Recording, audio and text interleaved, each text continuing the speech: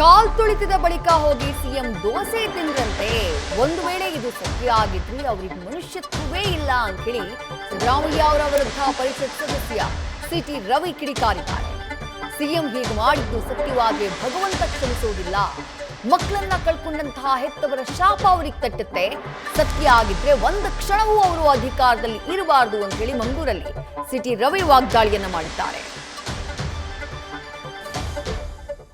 11 ಜನರ ಸಾವಾಗಿದೆ ಅಂತ ಗೊತ್ತಾದ ಮೇಲೂ ಹೋಗಿ ದೋಸೆ ತಿಂತಾರೆ ಅಂತ ಹೇಳಿದ್ರೆ ಬಹುಶಃ ಅದು ಸತ್ಯ ಆಗಿದ್ರೆ, ಆ ಸಾವಿನ ಸಂದರ್ಭದಲ್ಲಿ ಹೋಗಿ ದೋಸೆ ತಿಂದಿರೋ ಸತ್ಯ ಆಗಿದ್ರೆ, ಮಾನವೀಯತೆ ಇರೋರು ಯಾರೂ ಈ ಕೆಲಸ ಮಾಡಲ್ಲ.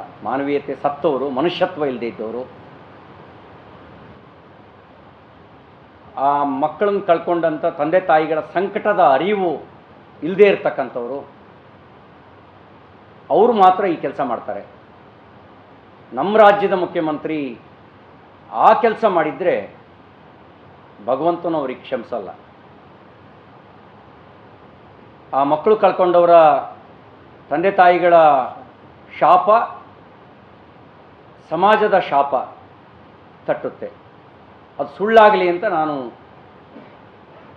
ಪ್ರಾರ್ಥಿಸ್ತೀನಿ. ಅದು ಸತ್ಯ ಆಗಿದ್ದರೆ ಒಂದು ಕ್ಷಣನೂ ಅವರು ಅಧಿಕಾರದಲ್ಲಿ ಇರೋಕ್ಕೆ ಯೋಗ್ಯರಲ್ಲ.